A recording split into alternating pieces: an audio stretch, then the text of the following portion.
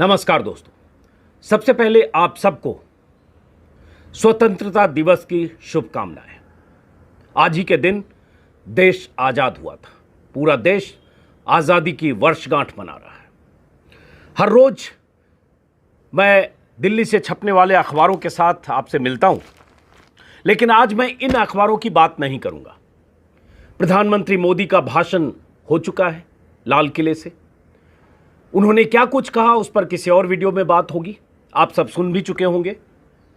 लेकिन आज मैं आपको ले चलूंगा फ्लैशबैक में 15 अगस्त 1947 को। हर रोज मैं अखबारों की सुर्खियों और हेडलाइन की बात करता हूं जो उस दिन के अखबार में होता है।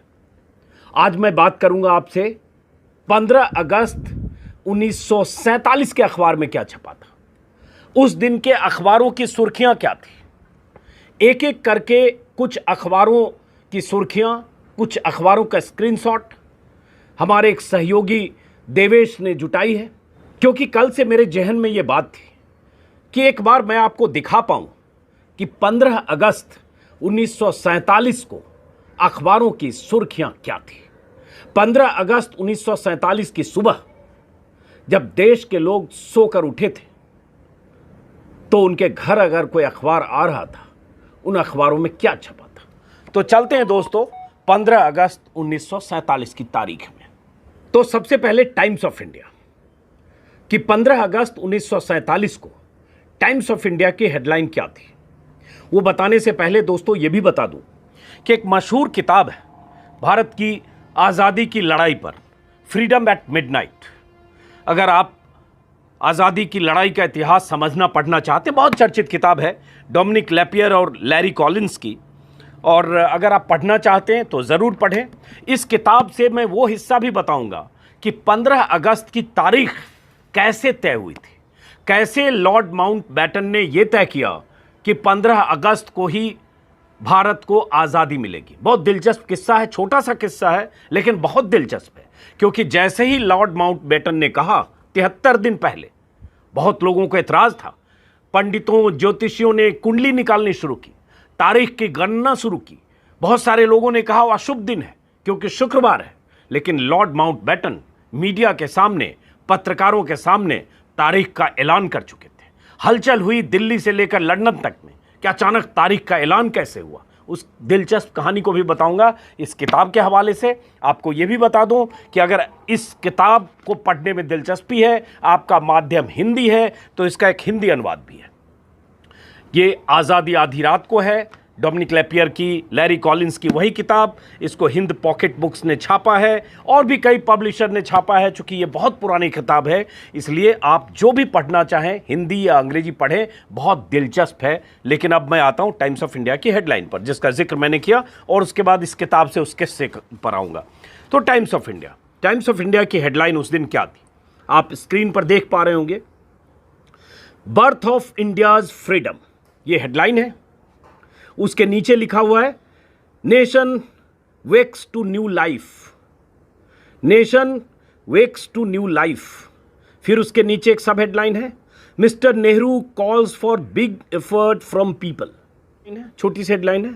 Assembly members take solemn pledge, और उसके बाद खबर है। लेफ्ट में एक हेडलाइन और है, हेडलाइन नहीं इंफॉर्मेशन है, क्योंकि कैबिनेट के जो सदस्य थे उनका फैसला हो चुका था। तो नीचे लेफ्ट साइड में एक बॉक्स है, new cabinet of India 14 members, Pandit Nehru to be premier. और उसके बाद इस टाइम्स ऑफ इंडिया में लिस्ट छपी है कि पंडित नेहरू की सरकार के कौन कौन मंत्री हैं। और मैं एक बार बता दूं वो भी, और उसके बाद आगे की हेडलाइन पे आऊँगा। जवाहरलाल नेहरू प्रधानमंत्री, सरदार पटेल गृह मंत्री, डॉक्टर राजेंद्र प्रसाद खाद्य एवं कृषि मंत्री, डॉक्टर अबुल कलाम आज़ाद शिक्षा मंत्री, जॉन मथाई रेलवे, सरदार बलदेव सिंह रक्षा मंत्री, आर के शनमुगम वित्त मंत्री, बी आर अम्बेडकर विधि मंत्री, जगजीवन राम श्रम मंत्री, राजकुमारी अमृत कौर स्वास्थ्य मंत्री, सी एच भाभा वाणिज्य, रफ़ी अहमद किदवई संचार मंत्री, श्यामा प्रसाद मुखर्जी उद्योग एवं आपूर्ति मंत्री, वी एन गाडगिल खनन एवं ऊर्जा। श्यामा प्रसाद मुखर्जी, बहुत अहम नाम, बाद में इस मंत्रिमंडल से अलग हुए और उसके बाद श्यामा प्रसाद मुखर्जी ने ही जनसंघ की स्थापना की और वही जनसंघ 1980 में बीजेपी बनी। जनसंघ से बीजेपी का रिश्ता, जनसंघ से आरएसएस का रिश्ता और आज जनसंघ, बीजेपी और मोदी। श्यामा प्रसाद मुखर्जी, नेहरू, ये सब एक सरकार के हिस्सा थे जब देश आज़ाद हुआ था। अंबेडकर भी थे, डॉक्टर राजेंद्र प्रसाद भी थे जो राष्ट्रपति बने, और इन सारे नामों को आपने गौर कर लिया होगा। अब इस पे विस्तार में जाऊंगा तो लंबा होगा, लेकिन ये टाइम्स ऑफ इंडिया की हेडलाइन थी। और टाइम्स ऑफ इंडिया की जो खबर है वो भी मैं आपको बता दूं, जैसे लिखा हुआ है इसका मतलब वही हुआ जो पहली हेडलाइन है, जिसमें incessant striving task of future, incessant striving task of future, उसके नीचे assembly members take solemn pledge. तो इसमें लगातार भविष्य के लिए लगातार निरंतर कोशिश और संघर्ष का जिक्र है, संकेत है। भारत की आज़ादी का जन्म हुआ, जो हेडलाइन है, बोलचाल की भाषा में कहें तो टाइम्स ऑफ इंडिया ने लिखा, भारत को आज़ादी मिल गई और देश अब नया जीवन, नई जिंदगी या नया भविष्य शुरू करने वाला है। नीचे की हेडलाइन को मैं बता चुका और नेहरू ने इसे एक महान सामूहिक प्रयास बताया और उसके बाद देश को निरंतर भविष्य के लिए नए लक्ष्य तय करने पड़ेंगे। तो ये टाइम्स ऑफ इंडिया की हेडलाइन है। उसके बाद पहला पन्ना सिर्फ अभी बता रहा हूँ मैं आपको, उसके बाद दूसरे अखबार पर आता हूँ। अलग अलग अखबारों का मैंने आज थोड़ा स्क्रीनशॉट देखने समझने की कोशिश की। ये दैनिक हिंदुस्तान है। दैनिक हिंदुस्तान की जो हेडलाइन है, शताब्दियों की दास्तां के बाद भारत में स्वतंत्रता का मंगल प्रभात। एक नीचे सब हेडलाइन है, बापू की चिर तपस्या सफल, और उसके बाद नीचे खबर है, उसी में एक बॉक्स है, जब तक जनता की आंखों में एक भी आंसू की बूंद होगी हमारा काम पूरा नहीं होगा। ये दैनिक हिंदुस्तान की खबर है और इसमें अखबार ने आज़ादी का श्रेय महात्मा गांधी को देते हुए लिखा है। खबर की दाईं ओर ये सूरज के उगते हुए सूरज की तस्वीर लगाई है, जिसके नीचे ये नेहरू का भाषण है और उसके बाद डाक खाने की नई सरकारी मोहर की तस्वीर भी प्रमुखता से छपी है। ये दैनिक हिंदुस्तान है। उसके बाद द स्टेट्समैन, द स्टेट्समैन की हेडलाइन आप देख पा रहे हैं। ये द स्टेट्समैन है, बहुत चर्चित अखबार किसी ज़माने में रहा है, कोलकाता और दिल्ली से भी छपता था। तो द स्टेट्समैन की हेडलाइन क्या है, स्क्रीन पर आप देख पा रहे हैं। Two dominions are born, political freedom for 1/5 of human race, ये उसकी सब हेडलाइन है। द स्टेट्समैन ने अपनी हेडलाइन में लिखा है कि 2 संप्रभु राष्ट्रों का जन्म। साथ ही ये लिखा कि दुनिया की कुल आबादी के 5वें हिस्से को राजनीतिक आज़ादी मिली है। पॉलिटिकल फ्रीडम की बात चूंकि उसने की है और इसमें एक तरफ पंडित नेहरू की तस्वीर है, दूसरी तरफ पश्चिम बंगाल के पहले गवर्नर की तस्वीर लगाई गई, चूंकि कोलकाता से छपता था, मुख्यालय कोलकाता में था। अगर इसको हिंदी में समझें तो स्टेट्समैन ने अपनी हेडलाइन में लिखा 2 संप्रभु राष्ट्रों का जन्म। साथ ही ये भी लिखा कि दुनिया की कुल आबादी के 5वें हिस्से को राजनीतिक आज़ादी मिल गई। इसमें एक तरफ पंडित नेहरू की तस्वीर लगाई गई है, दूसरी तरफ पश्चिम बंगाल के पहले गवर्नर की तस्वीर है। बीच में लिखा गया भारत को शक्ति स्थानांतरित कर दी गई। साथ ही नेहरू का एक बयान भी लिखा कि भारत और ब्रिटेन के रिश्ते बहुत नज़दीक बने रहेंगे। उन्होंने ब्रिटिश पीएम को जवाब में दिया था, ये एक बॉक्स आप लेफ्ट साइड में देख पा रहे होंगे शायद, close friendship with Britain, Nehru's reply to mister Attlee. Attlee Britain के प्राइम मिनिस्टर थे उस वक्त। और राइट में first governor of West Bengal, ये भी आप देख पा रहे होंगे। ये स्टेट्समैन की हेडलाइन है। अब ये देखिए कितना अच्छा लगता है उस दौर में जाना जब उस वक्त की हेडलाइन को आप देख पा रहे हैं। उसके बाद आता हूं द हिंदुस्तान टाइम्स की हेडलाइन पर। हिंदुस्तान टाइम्स की जो हेडलाइन है, सीधा लिखा हुआ है, इंडिया इंडिपेंडेंट, भारत आज़ाद हुआ, ब्रिटिश रूल एंड्स, ब्रिटिश शासन खत्म हुआ। और उसके बाद नीचे बॉक्स है कि constituent assembly takes over, Mountbatten's appointment as governor general endorsed, colourful ceremony marks birth of nation. ये सब नीचे जानकारियां हैं जो कुछ हुआ था, जो समारोह और कार्यक्रम। और उसी में है, अगर इसको और अनुवाद को दूसरी तरह से समझें तो भारत स्वतंत्र हुआ, ब्रिटिश राज का अंत। नीचे की लाइनों में लिखा है, पूर्व से आज नए सूर्य का उदय होगा। हिंदी बता रहा हूँ, भारत अब नया इतिहास लिखेगा। आगे ये भी बताया कि तत्कालीन ब्रिटिश प्राइम मिनिस्टर क्लीमेंट एटली ने जवाहरलाल नेहरू को मुबारकबाद दी। लॉर्ड माउंटबेटन के गवर्नर जनरल नियुक्त होने की खबरें भी इसमें छपी, जो मैंने आपको बताया। ये द हिंदुस्तान टाइम्स की है। और उसके बाद एक खबर है कि आज़ाद राष्ट्र के जन्म पर लोगों ने पूरे जोश के साथ जश्न मनाया। ये खबर अलग अलग जगह से ये खबर भी इसमें दिख रही है। खैर, तो ये खबर है हिंदुस्तान टाइम्स की। स्टेट्समैन बता चुका आपको, हिंदुस्तान बता चुका। एक खबर है ऑस्ट्रेलिया के अखबार में, द कुरियर मेल ने, इसकी भी लीड आप देख रहे हैं, British rule in India ends. ये उसी तरह से हिंदुस्तान टाइम्स जैसी मिलती जुलती खबर है, और इसमें पाकिस्तान का भी जिक्र है कि पाकिस्तान का भी उदय हुआ।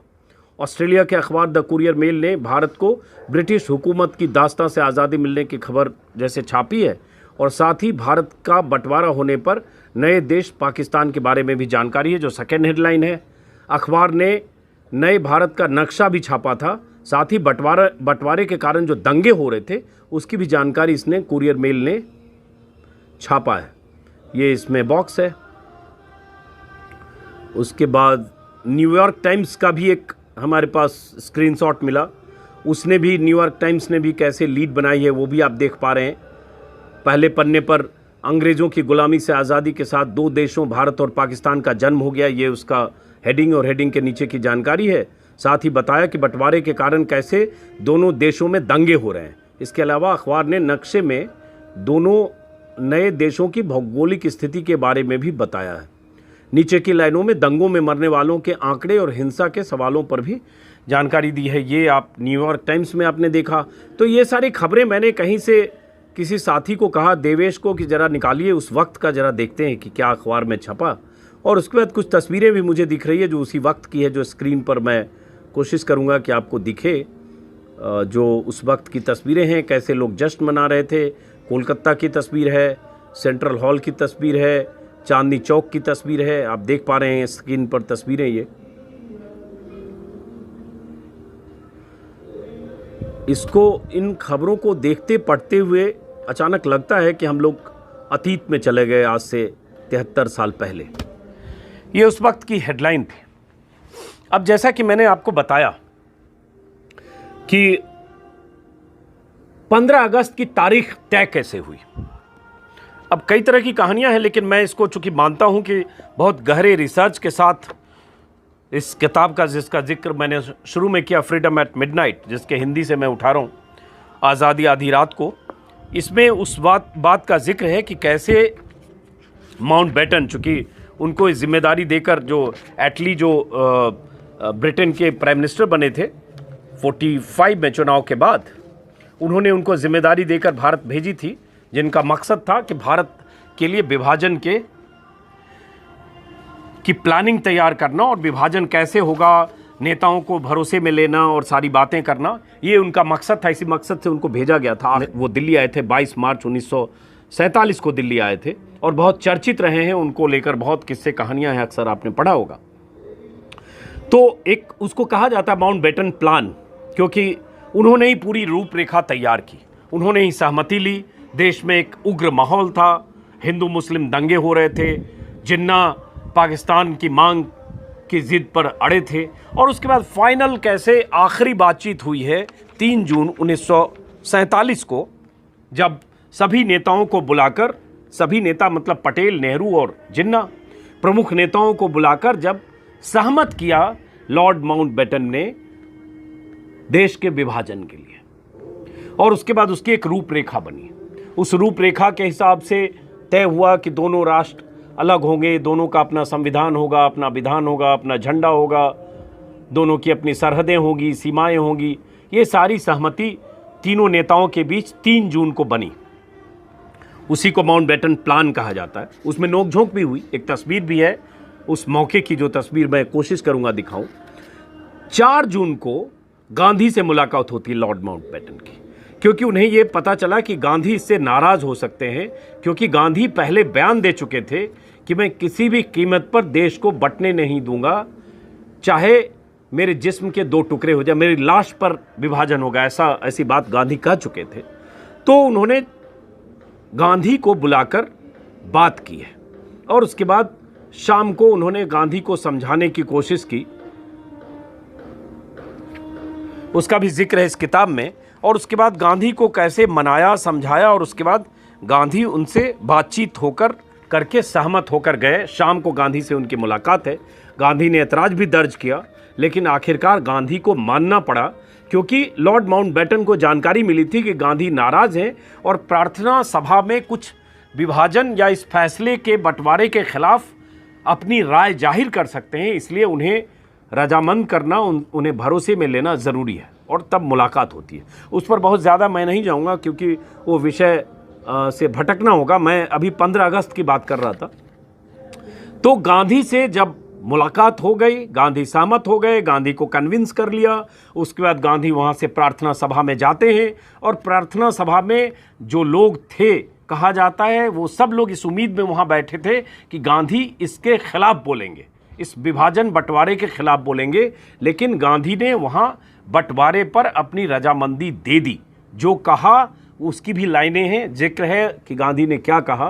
विभाजन के लिए वायसराय को दोष देने से कोई लाभ नहीं है, अपने आप को देखिए, अपने मन को टटोलिए, तब आपको पता चलेगा कि जो हुआ उसका कारण क्या है। माउंटबेटन ने समझा बुझाकर दूसरों से अपनी बात मनवा लेने की कला पर वायसराय की हैसियत से अपनी अंतिम और सबसे बड़ी कामयाबी प्राप्त कर ली थी। ये ऐसा गांधी ने वहाँ कुछ कहा। खैर, उसके बाद असली बात जो मैं कहना चाह रहा था कि 15 अगस्त की तारीख कैसे तय हुई। अगर इस किताब का जिक्र करें, मैं एक बार फिर बता दूं, जिनको अंग्रेजी में पढ़ना है, अंग्रेजी ओरिजिनल किताब ये है फ्रीडम एट मिडनाइट, और ये विकास पब्लिशिंग ने छापी है। 300 रुपये की किताब है, हिंदी में पढ़ रहा हूँ। तो इसमें है कि 4 जून को, अंदाज़ा डेट नहीं लिखा है लेकिन मेरा आकलन है कि 4 जून ही है। 4 जून को या 5 जून भी हो सकता है, 4 या 5 जून, इसमें तारीख नहीं लिखी है, शायद 5 जून होगा। 4 जून की शाम को गांधी से मिले हैं, 7 बजे तक गांधी से इनकी मीटिंग हुई है, 6 से 7, तो शायद ये 5 जून होगा। इसकी तारीख इसमें नहीं है, मैं जल्दी में अभी खोज नहीं पाया। तो ये एक प्रेस कॉन्फ्रेंस कर रहे थे, मीडिया के लोगों से बात कर रहे थे लॉर्ड माउंटबेटन, और उसमें भारतीय पत्रकार भी थे, दुनिया के दूसरे देशों के पत्रकार थे, रूस, अमेरिका, चीन और यूरोप के संवाददाता कई अखबारों के वहाँ बैठे हुए थे, वायसराय का भाषण सुन रहे थे। और सब लोग सोच रहे थे कि आखिर जिसके लिए संघर्ष हो रहा था इतने सालों से, आज़ादी की इतनी लंबी लड़ाई, आखिर माउंटबेटन लोगों को कन्विंस करके, सहमत करके और इस नतीजे पर पहुंचने में कामयाब हुए। उस प्रेस कॉन्फ्रेंस में कई सवाल जवाब चल रहे थे, और जब उन्होंने अपना भाषण खत्म किया तो हॉल तालियों से गूंज उठा। इसके बाद उन्होंने बिना संकोच के लोगों से प्रश्न पूछने को कहा भाषण के बाद, और उसके पहले उन्होंने जो माउंटबेटन योजना थी वो उन लोगों को बताई कि कैसे ये देश का बंटवारा होगा, पत्रकारों को बताई, और उसके बाद उन्होंने कहा प्रश्न पूछे। इसी में से बता रहा हूँ, चूंकि फैक्ट है, इसमें कुछ मैं अपनी तरफ से जोड़ना घटाना नहीं चाहता। प्रश्नों की झड़ी का लंबा सिलसिला समाप्त होने वाला था तो किसी गुमनाम भारतीय संवाददाता की आवाज़ हॉल को पार करके उनके पास पहुंची। वह अंतिम सवाल था जिसका अभी तक कोई उत्तर नहीं दिया गया था। यही दिलचस्प है, माउंटबेटन को 6 महीने पहले जिस वर्ग पहेली को हल करने की जिम्मेदारी सौंपी गई थी, उसमें अब यही एक खाना भरने को रह गया था। मतलब तारीख दिलचस्प ढंग से लिखा है डोमिनिक लैपियर ने। तो उस रिपोर्टर ने, गुमनाम संवाददाता, भारतीय संवाददाता था, उस आवाज़ ने पूछा था, सर सभी लोग इस बात को मानते हैं कि इस समय और सत्ता सौंपे जाने के बीच ज़्यादा से ज़्यादा तेज़ी से काम करना आवश्यक है, तो आपने इसके लिए कोई तिथि भी अवश्य सोच रखी होगी, माउंटबेटन से उस रिपोर्टर ने पूछा। माउंटबेटन का उत्तर है जी यकीनन। यह अंग्रेजी में है, मैं हिंदी तर्जुमा बता रहा हूँ जो इस किताब में हिंदी में, फिर बता दे रहा हूँ, अंग्रेजी पढ़ने के लिए ओरिजिनल किताब यही है, फ्रीडम एट मिडनाइट। वायसराय सवाल का सुनते ही अपने दिमाग में तेजी से हिसाब लगा रहे थे। दरअसल उन्हें कोई तिथि उन्होंने तय नहीं की थी, लेकिन उन्हें इतना अवश्य मालूम था कि यह काम जल्द हो जाना चाहिए। उन्होंने खचाखच भरे सभा भवन को बड़े ध्यान से देखा। कमरे में खामोशी छाई थी, उत्सुकता थी, ऊपर छत पर चलते हुए बिजली के पंखों की आवाज़ उसे भंग कर रही थी। और बाद में उन्होंने बताया था, इस घटना को स्मरण करते हुए उन्होंने बताया, जब डोमिनिक लेपियर और इन लोगों ने बात की थी माउंटबेटन से, तो उनको कोट करते हुए लिखा, मैं यह ठान चुका था कि मैं सिद्ध कर दूंगा कि सब कुछ मेरा ही किया धरा है। जी हाँ, उन्होंने कहा, मैंने सत्ता सौंप देने की तिथि तय कर ली है। ये उन्होंने उस समय कहा रिपोर्टर को। फिर जिस समय सब बात कर रहे थे उस समय बहुत सी तिथियां उनके दिमाग में चक्कर काट रही थी। वो इनको माइंड रीडिंग है या उनसे बातचीत के आधार पर इनका आकलन है लेखक का, कि सितंबर के शुरू में करें, सितंबर के बीच में करें, अगस्त के बीच में करें। अचानक ऐसा लगा कि जुआ खेलने की मेज पर तेजी से घूमती हुई सुई एक जगह रुक गई और गोली एक खाने में जाकर इस तरह अटक गई कि माउंटबेटन ने उसी पल फैसला कर लिया। इस तिथि के साथ उनके अपने जीवन की सबसे गौरवशाली विजय की स्मृति जुड़ी हुई थी। वर्मा के जंगलों में लंबी लड़ाई इसी दिन समाप्त हुई थी और जापानी साम्राज्य के बिना किसी शर्त के आत्मसमर्पण कर दिया था। जापानी साम्राज्य ने नए लोकतांत्रिक एशिया के जन्म के लिए जापान के सरेंडर की दूसरी वर्षगांठ से अच्छी तिथि और क्या हो सकती थी। और माउंटबेटन की आवाज़ अचानक भावनाओं के आवेश में रूंध गई। पता नहीं कैसे रूंध गई, क्या अनुवाद है, मैं अंग्रेजी देखूंगा अभी। उन्होंने घोषणा कर दी, भारतीय हाथों में सत्ता अंतिम रूप से 15 अगस्त 1947 को सौंपी जाएगी। बर्मा के जंगलों का विजेता भारत का मुक्तिदाता बनने वाला था। तो यहाँ इस तरह से माउंटबेटन ने 15 अगस्त की तारीख तय की और 15 अगस्त की तारीख का ऐलान अचानक उन्होंने किया। अगर लेखक के हिसाब से माने तो ये ऐलान अनप्लान्ड था और उन्होंने अचानक ऐलान किया, ये डोमिनिक लेपियर का मानना है। और एक सेकेंड,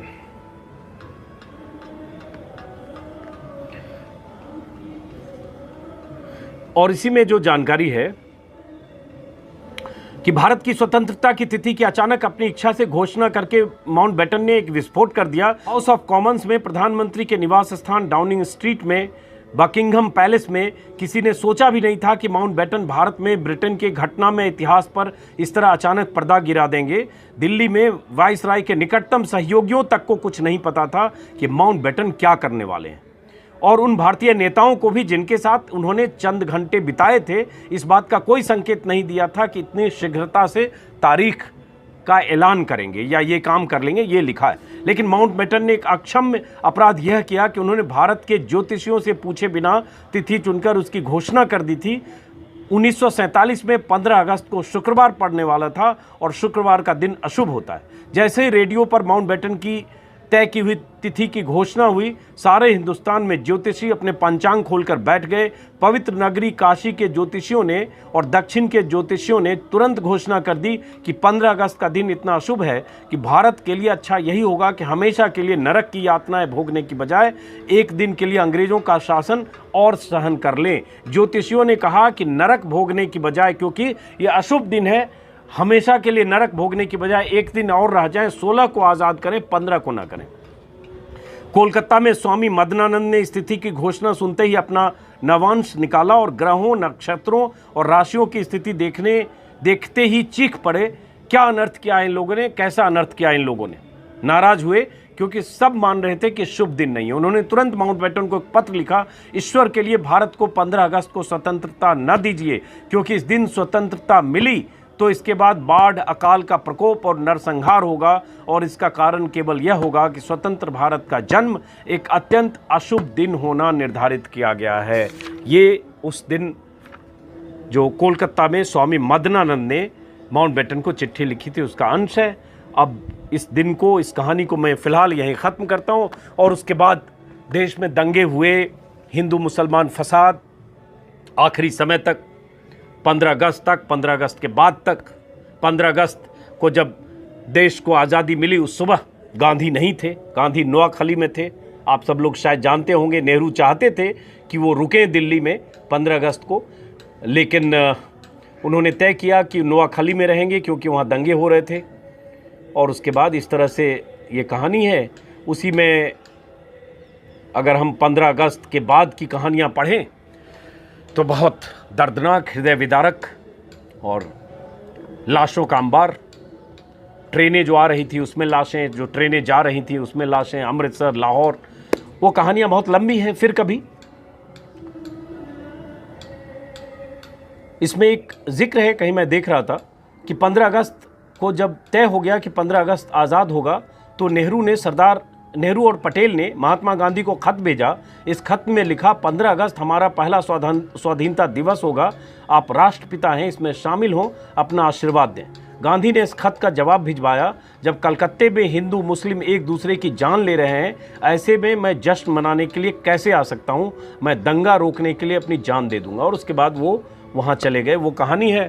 और उसके बाद गांधी का अनशन, बाद में गांधी का बलिदान, गांधी की शहादत, गांधी को गोडसे की गोली, वो किस्सा फिर कभी मैं कोशिश करूंगा ऐसे कुछ किस्से, ऐसी कुछ कहानियां, ऐसी कुछ बातें समय समय पर वीडियो के जरिए आप तक पहुंचाऊं। फिलहाल इस वीडियो को यहीं ख़त्म करता हूं। और दोस्तों, और माफ़ी चाहूँगा कि आज के अखबार पर मैंने बात नहीं की, और आज पहली बार ऐसा हुआ जब से मैं ये अखबारों की बात करता हूं कि आज समय पर 10 बजे सुबह वीडियो नहीं डाल पाया, क्योंकि मैं भी प्रधानमंत्री मोदी का भाषण सुन रहा था। और तय पहले से था कि अखबार में जो आज छपी है बात, वो शायद अब बहुत मतलब की नहीं है, क्योंकि मोदी भाषण दे चुके हैं, बहुत सारी खबरें वहाँ हैं।